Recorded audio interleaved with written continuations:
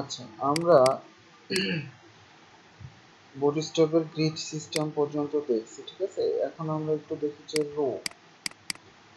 Mainly rho এর আমরা suppose যদি মনে করেন নিচে আরো আমরা সাপোজ এক একটা বক্স নিতে পারি, ঠিক আছে। সাপোজ এটা নিলাম বা আরেকটা নিলাম, 5টা হলো টোটাল, তাই না? এখন যদি আমি রিলোড দিই, দেখেন 5টা, ঠিক আছে, নিচে আরো 2টা হয়েছে।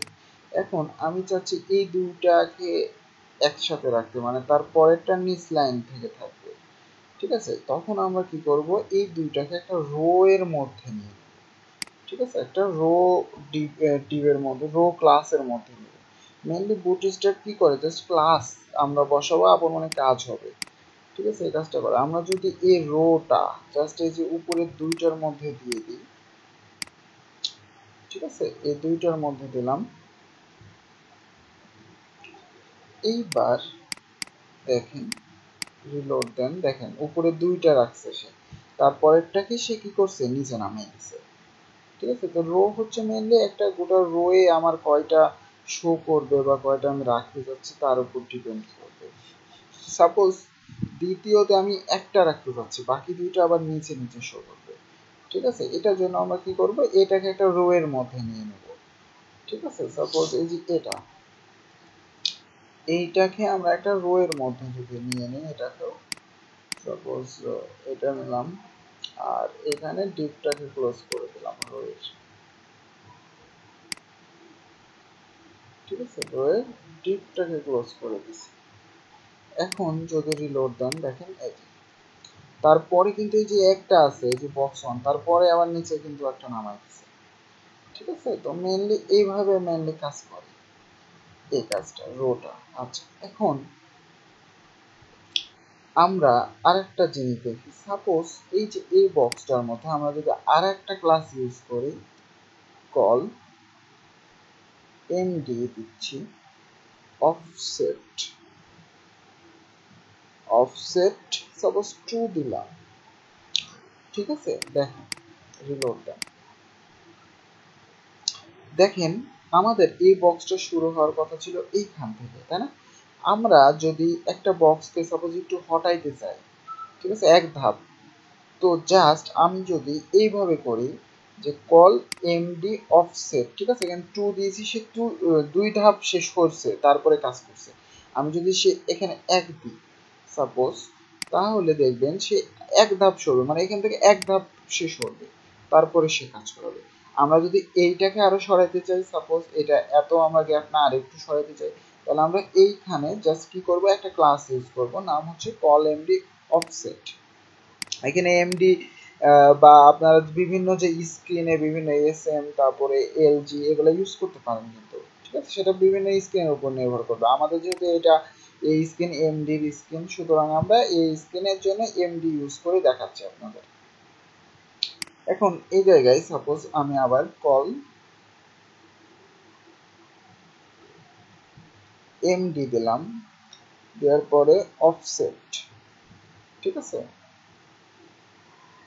আচ্ছা, এখানে একটু মিস্টেক হয়েছে, সেটা হচ্ছে আমরা ক্লাসের মধ্যে লিখতে হবে, ক্লাসের বাইরে না, এটা একটা ক্লাসের নাম, কল এমডি অফসেট 1, এটা দিলাম, দেখেন এটাকে এমডি অফসেট দিলাম।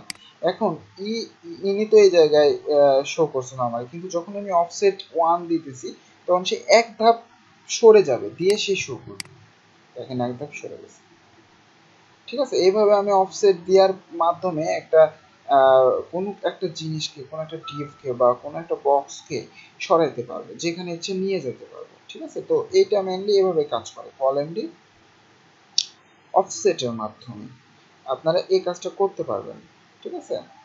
তো এইখানে দেখেন সুন্দর মতো দিয়ে দিয়েছে, আপনারা এটা দেখে বুঝতে পারবেন যে অফসেট অফসেট কি কাজ করছে। দেখেন কল এমডি 4 দিছে এটা, ঠিক আছে। তারপরেরটাকে ঠিক কল এমডি 4ই নিচে, কিন্তু পরে আবার 4 ধাপ সরেছে, মানে এখান থেকে 4 ধাপ সরে একবারে লাস্টে পাঠিয়ে দিচ্ছে, সাপোজ আমাদেরও এই কাজটাই দেখাচ্ছিলাম, সাপোজ 1 দিলাম, আমি যদি এখানে 4 দিই সে কিন্তু 4 স্টেপ সরার পর গেন সে কিন্তু কাজ করবে। ঠিক আছে, সাপোজ আমরা এটার মধ্যে যদি 4 দিই, ঠিক আছে, তো সে 4 স্টেপ পর কাজ করবে। দেখেন 4 স্টেপ সে নিতে পারে না, নিচে চলে আসছে, কারণ কি আমরা এইখানেও একটা অফসেট দিয়েছিলাম 1, ঠিক আছে, তো সে ক্যালকুলেশন করে নিচে নামাই দিছে, মানে 4 স্টেপ পার হয়ে যাচ্ছে তার। তো আমরা যদি এখানে এখন 3 দিই, 3, তো প্রত্যেকটা জিনিসই মেনলি ক্যালকুলেশন অনুযায়ী হবে। দেখেন 3 তে নিচে সে, কারণ আমরা এই জায়গায় কিন্তু একটা অফসেট ইউজ করছিলাম, মনে আছে, যার কারণে আমরা এখানে 4টা দিতে পারি না, নিচে নামাই দিছে সে। ঠিক আছে, তো 12 ভাগের মেনলি হিসেব করে সে কাজ করবে, সে আপনি কত নিতে চাচ্ছেন। ঠিক আছে, মেনলি দেখেন আমরা এখানে কি ইউজ করছি, 6 কল এমডি, ঠিক আছে, কল এমডি 4 ইউজ করছি, 4 4 8, এইখানে একটা সে নিচে একটা অফসেট বানাইছে, মানে এক ধাপ সরাইছে, আবার এখানে সে 3 ধাপ সরাইছে, তাহলে কত হলো, 4 4 8 আর 4 12 হয়ে গেছে, মিলে গেছে। কিন্তু যখন আমি আরেকটা দিতেছি এখানে 4, তখন 13 হয়ে যাচ্ছে, যার কারণে সে স্ক্রিনটাতে কভার করতে পারছে না, তখন সে নিচে নেমে যাচ্ছে। ঠিক আছে, তো এইভাবে মেনলি হিসাব করে ক্যালকুলেশন অনুযায়ী কাজ করতে হবে, সবকিছু হিসাব করে। ঠিক আছে, আমাদের কাজ হচ্ছে জাস্ট ক্লাস বসানো এবং কোন ক্লাসে কি কাজ করে সেটা বোঝা। এটা হচ্ছে বুটস্ট্র্যাপের কাজ। আপনি তাড়াতাড়ি একটা সাইটকে রেসপন্সিভ একটা সাইটকে তাড়াতাড়ি তৈরি করে ফেলতে পারবেন। ঠিক আছে, এটার মাধ্যমে। তো আমরা নেক্সট পরের স্টেপ দেখাই। এখানে জাস্ট আমরা দুইটা জিনিস দেখলাম, একটা হচ্ছে রো আর একটা হচ্ছে অফসেট। ঠিক আছে, দুইটা জিনিস সম্পর্কে জানলাম।